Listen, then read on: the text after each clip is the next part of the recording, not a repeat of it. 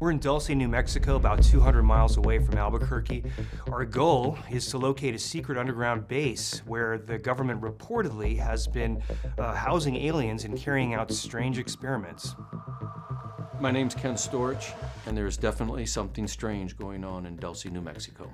My name is Bob. I'm an undercover operative, and Dulce is the ultimate undercover operation.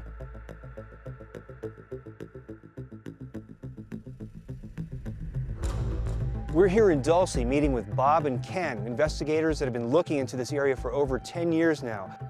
These guys have made Dulce the central focus of their investigations because they believe something really strange is going on here.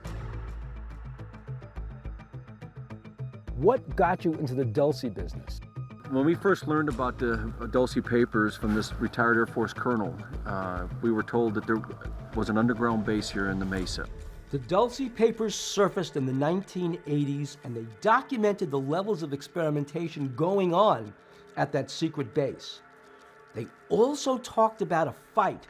We're here at the base of Archuleta Mesa to meet with archaeologist Garth Baldwin to discuss the geological makeup of the mesa and see if it's even possible that an underground base could be built here. Garth, we're here at the base of the Archuleta Mesa, inside of which there's reputed to be a top secret base for genetic engineering. I guess the question for all of us is, what kind of engineering would it take to have created such a base inside the Earth? Can you tell us about the rock formations and what kind of rock we're dealing with? Up on the mountain where you do find soil, it's between 1 foot and less, and then it's just bedrock. The upper strata up there that you can see exposed is a kilometer basalt. That's much too fragmentary for any kind of drilling or anything else. It makes great fence posts, but it wouldn't necessarily support being ground out inside. But below that, there's layers of basalt that are more structurally sound. There's also sandstones below that. It sounds like top layer, very, very difficult to drill through. They'd have to start at the bottom of the mesa or near the bottom of the mesa where there's a stable strata of rock that they could get into. Let's just say you were hired by the government to design an underground base. Would there be any reason for you to pick Archuleta Mesa?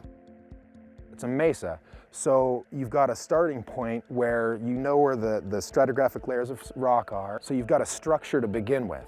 According to the specifications that we've been given for this base, How much of a diameter does this have right here? The base can extend up to 4.87 miles. 4.8 miles, is that correct? 4.8 miles diameter. That's the diameter of the base. That's about the size of the mesa. That would fit within the structure that you're talking about. Garth is telling us that Archuleta Mesa actually has the size to house something of this magnitude. And while I don't necessarily believe yet that there is a base inside the mesa, it's good to know that the possibility of it being there is real. It's conceivable that they're coming in through tunnels and actually drilling out the space for this underground base from the bottom up. If that technology were true, then that would be possible.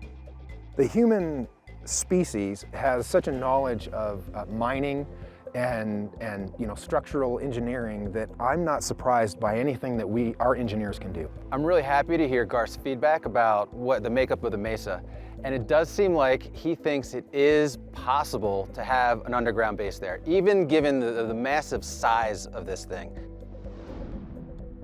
Garth said he didn't know what kind of technology we had that can do this kind of drilling in an expeditious way, but John Rhodes showed us that technology exists today. Therefore, it's quite possible we are standing in the shadow of the Dulce base.